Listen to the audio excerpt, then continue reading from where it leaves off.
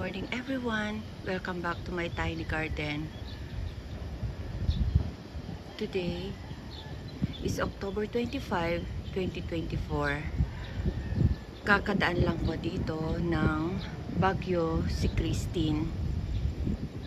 At ito ang nakita ko kinabukasan, ang malunggay na malusog na bali siya. Pero tingin ko naman mabubuhay pa yan pag tuluyan na pinutol yung mga sanga na nabali.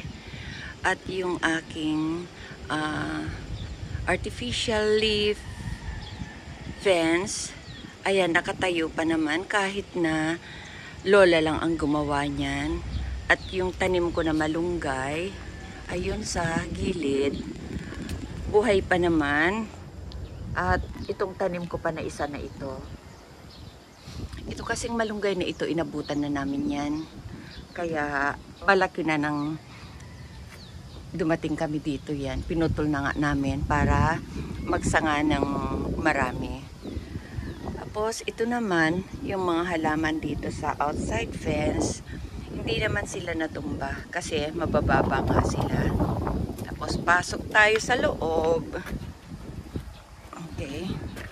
Ito, yung mga zinnia, sila yung mga tumumba.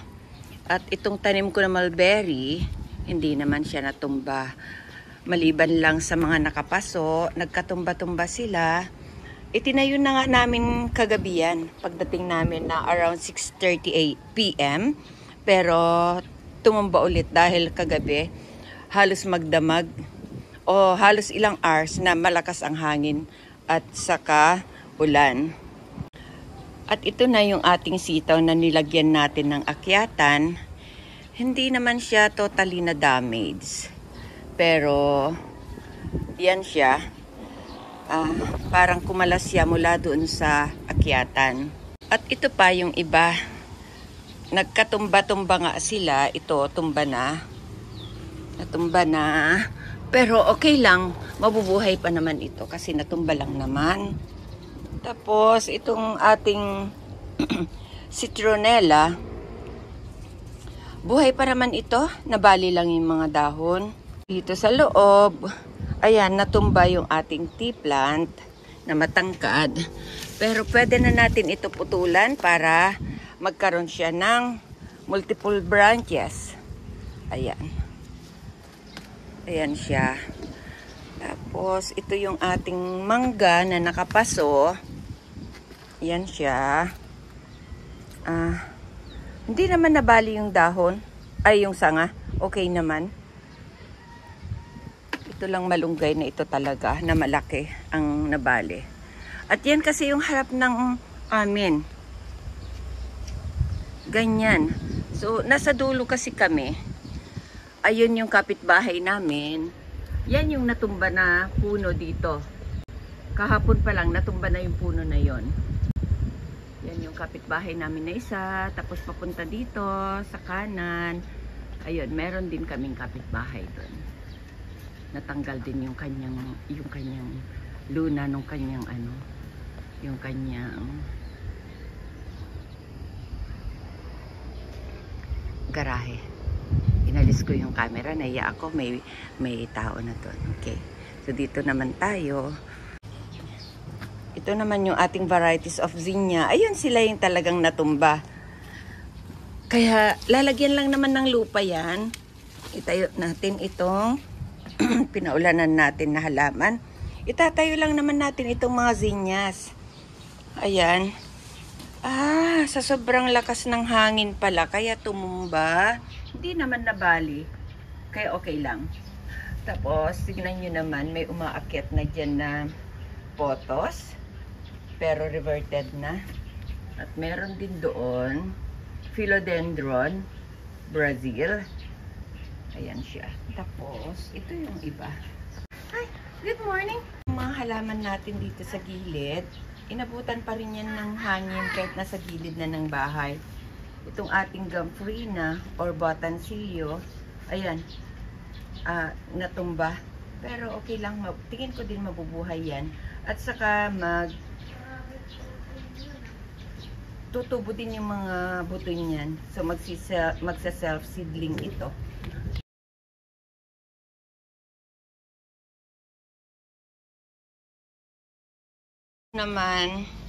Ito naman yung ating mga Mayanas collection o Coleus collection. Hindi naman tumumba. Isa lang yung medyo tumumba konti kasi nasa gilid na. Pero, ayan, nagbubulaklak na, kailangan na natin mag-propagate. Kasi pagtapos kasi ng Coleus, pagkabulaklak, namamatay yung mother plant. At ito naman yung iba nating plant. Okay naman. Nako, ito ang natumba.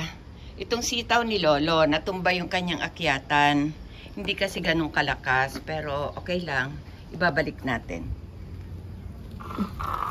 Ito naman ay itatayo lang naman ito para maibalik.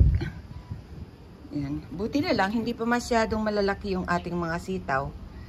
Kaya, safe pa mga ito sa tingin ko. Mabubuhay pa naman yan. Aakyat sila ulit. Mahina lang kasi pagkakalagay itong itong kanyang akyatan. Ayan. O, dito naman tayo. Ayan na yung kalabasa. Tignan nyo yung kalabasa. Nagbubulaklak siya.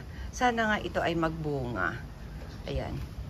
Ang kalamansi naman natin, ito na yung kalamansi natin na naubos ng caterpillar. Ay, teka lang. Malabo ang camera. At ito na yung kalamansi natin. Ayan. Nagbubulaklak siya. Ayan siya. Nagbubulaklak pero walang dahon. Pero tingin ko mabubuhay ito kasi meron ng mga dahon at saka bulaklak. Tapos ayan, meron pa tayo ditong sitaw ulit. Sitaw ni Lolo. Ito na yung mga sweet potatoes natin. Hindi sila nagalaw, gawa nung mababa lang sila. Ayan. Pero yung ating fence para sa mga stray dogs, ayan ang tumumba kasi nga naman isinandal lang ni Lola sa pader yung yung kahoy kung saan nakakapit yung ating net para hindi makapasok ang mga stray dogs, para safe kainin ang ating mga gulay dito sa loob. At ito na yung ating mga papaya. Yung papaya buti hindi tumumba kasi mababaw lang yan pagkakatanib.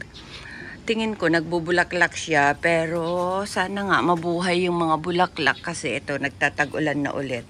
Diba ayaw ng papaya ang tag-ulan. At ito naman, yung isang papaya natin, tingnan nyo tumumba siya. Pero buhay naman siya. Itatayo lang natin yan at maaayos ulit yan sa tingin ko. At ito naman yung mga eggplant natin. Ayan, nabuhay sila. Ang lulusog nga eh. Yan. Tapos ito na yung ating mga lemongrass. At saka yung mga original na oregano natin. Nagkatumba-tumba. Okay lang naman yan kahit natumba. I-prune lang natin. Tapos, mabubuhay pa naman yung mga yan. Dahon lang naman at saka sanga yung naputol. So, ayan. Ala? Ayan. Siyempre, itong nasa harap ng bahay o nasa harap ng pintuan, okay naman yung mga halaman. Siyempre, hindi yan masyado tinamaan ng hangin. Itong mga ibang halaman talagang parang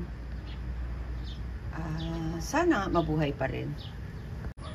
Yan yung ating violet na verbena. Yung verbena natin na yan, matibay siya talaga. Umulan umaraw, ang madali lang tumumba talaga itong mga zinnias natin. Pero magsa-self-seeded naman sila kaya wala tayo dapat alalahanin. Aayusin ko lang sila tapos uuwi naman kami ng Dasma kasi yung mga halaman ko sa rooftop kailangan na rin namin ayusin. Baka kasi may mga tumumba sa second floor. Sa second floor ang hindi nalagyan ng net.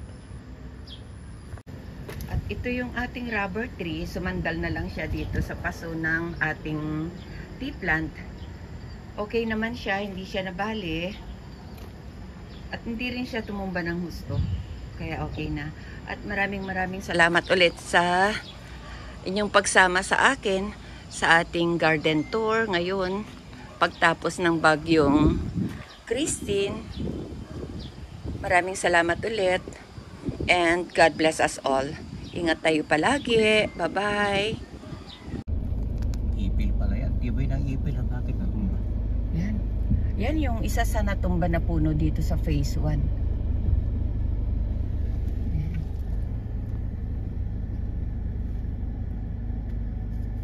Alam, may simbahan doon ah. Ay, may simbahan pala doon? Saan kaya yan? Ba't may simbahan dyan? No? Okay. Ah, yan. Sige ako. Ba't may simbahan doon? No? Sa tawid yata ng old home yan eh. Di, ang lapit eh.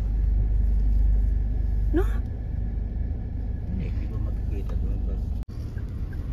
Sa shortcut pala tayo dadaan eh. Hindi natin makikita yung simbahan kung saan yun. Okay lang yan.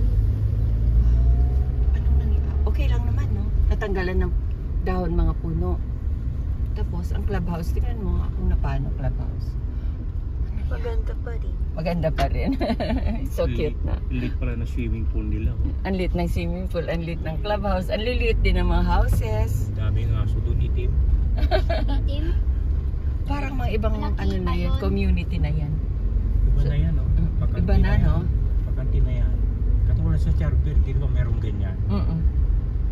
Mga natitirang mga ninuno ng mga lupain. Hindi na kanila yan, hindi na pinagbili. Pati ito, oh, nakaganyan, no? Hindi na sa Philinvest, oh, hindi pinagbili. Hindi na mga naman nandiyan sa creek eh. Hindi creek ito, lolo. Hindi na pinagbili yan. Hindi creek, eh, banda rin pa yung creek. Wow. Ibig sabihin, buntok yan kamay. Siguro nag-aabang sila baka sakali ipagbili pa sa kanila yung ibang lote. Yan, tinan mo yung creek dyan kung puno. Tingnan mo naman yung tricycle oh, hindi pa buo. Look at it. Ay, na. Ito yun. Ba't walang tubig yung creek? Yan o. Subside. Tingnan mo. Kung kailan malakas ulan na walang tubig. Ito yung kalsada, diretso kina ano, Tita Nicoy. Di ba pag dumadaan tayo dito, puno ng tubig ang creek? Eh, ba't kailan umulan na malakas? Ano, yung bahay nila oh. Natuyo. Siguro sumama na sa agos na mahaba. Ano, malaki. Kaya naubos.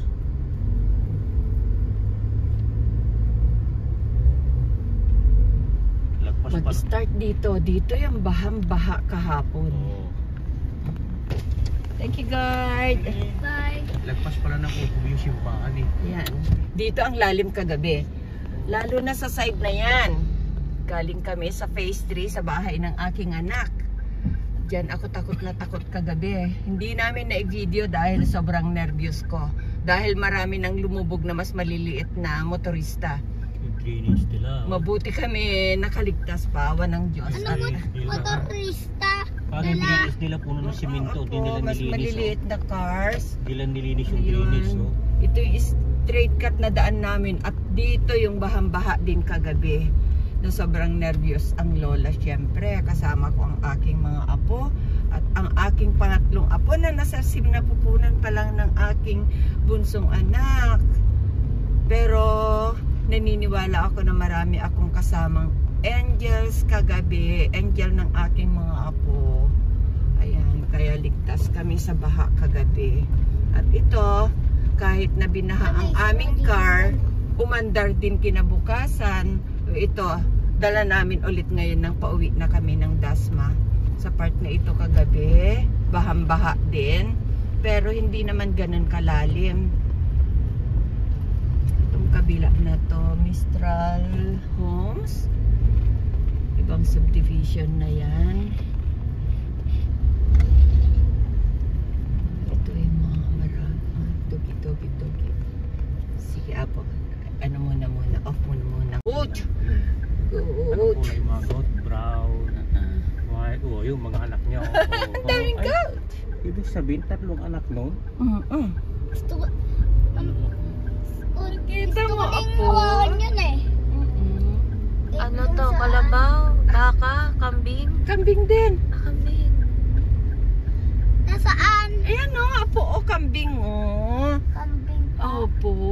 Maliit ba? Opo. Meron ka dun. Ay, aso. Ayun pa Ay, oh. baka, ayun baka. Baka oh. Malaki. Malaki. Subdivision na Ala, yan. aso na. Aso oh. Nakasunod natin oh. Maaring gagawin